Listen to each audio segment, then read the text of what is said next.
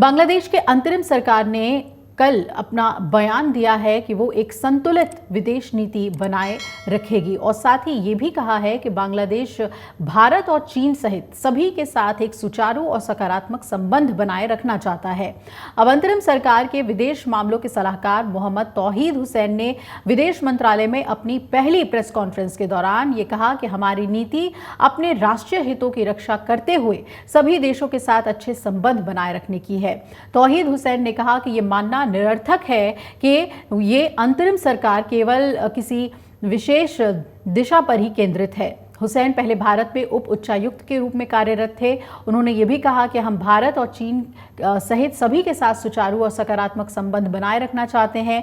जब अंतरिम सरकार के भारत के प्रति दृष्टिकोण के बारे में पूछा गया तो तौहीद हुसैन ने कहा कि दोनों देशों के बीच मजबूत और गहरे संबंध हैं। हुसैन ने कहा कि लेकिन ये महत्वपूर्ण है कि लोग समझते हैं कि भारत बांग्लादेश का अच्छा दोस्त है। हम चाहते हैं कि हम ढाका दिल्ली संबंध को उस दिशा में आगे बढ़ाएं। उन्होंने ये भी कहा कि अंतरिम सरकार चाहेगी कि भारत इस सिलसिले में हमारे साथ सहयोग करे। सैयद रफात अहमद ने रविवार को बांग्लादेश के नए प्रधान न्यायाधीश के रूप में शपथ ली और इससे एक दिन पहले आबिदुल हसन ने प्रधान न्यायाधीश के पद से इस्तीफा दे दिया था। न्यायमूर्ति हसन के अलावा शीर्ष कोर्ट के अपीलीय डिवीजन के 5 न्यायाधीशों ने भी अपने पद से रिजाइन किया। चीफ जस्टिस ने शनिवार को अपना निर्णय दोपहर करीब 1 बजे घोषित किया था और जब भेदभाव विरोधी छात्र आंदोलन के प्रदर्शनकारी कोर्ट परिसर में इकट्ठा हुए थे। प्रदर्शनकारी छात्रों ने हसन और अपीलीय डिवीजन के न्यायाधीश को दोपहर 1 बजे तक इस्तीफा सौंप देने का समय दिया था। अब आपको बता दें कि रिपोर्ट्स के मुताबिक राष्ट्रपति मोहम्मद शहाबुद्दीन ने प्रधान न्यायाधीश को शपथ दिलाई और शेख हसीना के प्रधानमंत्री पद से इस्तीफा देने के बाद बांग्लादेश के अंतरिम सरकार के प्रमुख बने मोहम्मद यूनुस भी इस कार्यक्रम में शामिल हुए।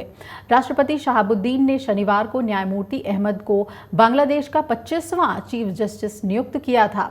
हुसैन ने कहा कि ये महत्वपूर्ण है कि अब लोग ये समझ रहे हैं कि भारत और बांग्लादेश अच्छे दोस्त हैं। हम चाहते हैं कि ये सोच जो है वो बनी रहे।